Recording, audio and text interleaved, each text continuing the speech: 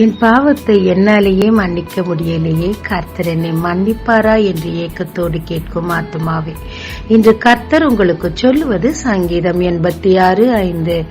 ஆண்டவரே, நீர் நல்லவரும் மன்னிக்கிறவரும், உம்மை நோக்கி கூப்பிடுகிற யாவர் மேலும் கிருபை மிகுந்தவருமாயிருக்கிறீர். தாவீது பத்சேபாளிடத்தில் பாவம் செய்ததால் ஒரு கொலையே நடந்தது. தேவன் அதை தாவீதுக்கு சுட்டி காட்டிய போது அவர் தன்னை தாழ்த்தி அழுது தேவனிடத்தில் மன்னிப்பு கேட்டார். தேவ கிருபை உடனே அவரை சூழ்ந்து கொண்டு தேவனுடைய திட்டத்தில் அவர் தொடர்ந்து நடக்க வழி செய்தது. குற்றப்படுத்துகிற பிசாசு நம்மை குற்றப்படுத்தி தேவனை விட்டு பிரிப்பான். ஆனால் நாமோ தேவனிடத்தில் மண்டியிட்டு மன்னிப்பு கேட்கும் போது அவர் கிருபையினால் நம்மை சூழ்ந்து கொண்டு தம் திட்டத்தில் நம்மை தொடர்ந்து நடத்துவார். ஏனென்றால் அவர் நல்லவர். ஜெபிக்கலாமாங்க. தேவரீர் என்னை உம்மிடத்தில் தாழ்த்தி மன்னிப்பு கேட்டு உம் கிருபையை அனுபவிக்க கிருபைத்தார். இயேசு மூலம் பிதாவே, ஆமென்.